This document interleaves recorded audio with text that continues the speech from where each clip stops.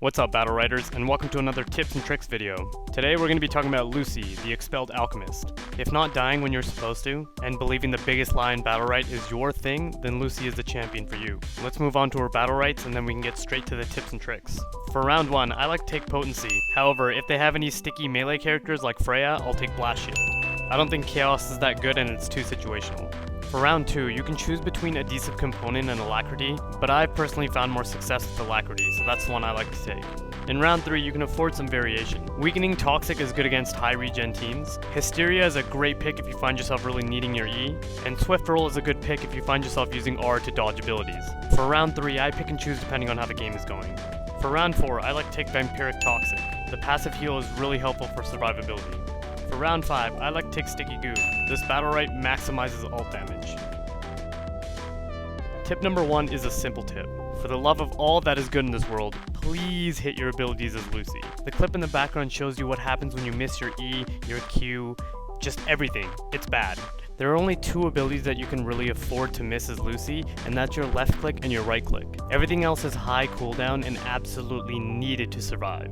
Because Lucie doesn't really have traditional escapes. I mean, she has her R, but that takes energy and it doesn't cover that much distance. So you always have to be mindful of your cooldowns and when you use your abilities. And again, no, seriously, hit your abilities. Lucie is just gonna get bullied with everything down and there's really nothing you can do about it. Like, your lunch money will be taken.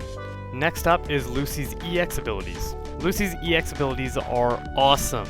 This is the only champion where I find myself consistently using both EX abilities.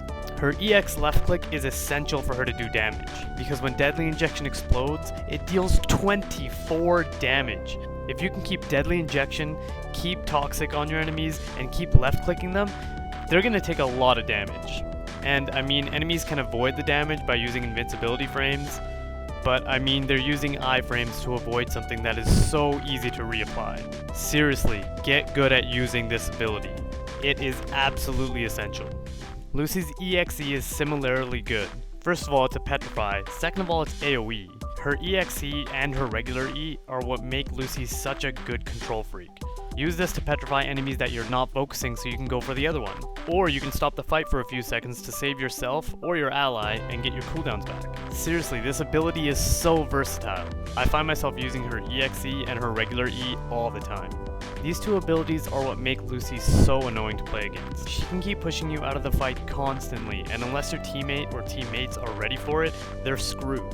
Her EXE and her E are what make her such a menace in sudden death as well.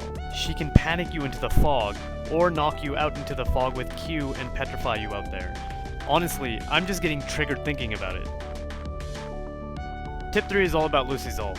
Now, I don't think you should be greedy with your energy with Lucie, and I'm almost always using it with EX abilities and R. And again, if you have full energy, don't feel pushed to use your ult. But if it's sudden death and your enemy's escapes are down, use your ult and do whatever you can to keep them in your ult. Because your ult actually does a lot of damage. However, more often than not, I'm saving that energy for EX abilities and my 1 escape. And last but not least is Lucie's Q. Now, you can do a lot of cool things with Lucie's Q. In this example, if you think you're about to get hit by Croak from stealth, you can self-cast Q and it'll cleanse the stun or cleanse his stealth.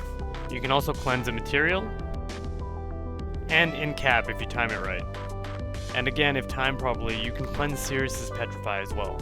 And a couple things to note, cleansing negative status effects also applies to your allies, and you actually cannot cleanse the trance state, aka the counter state.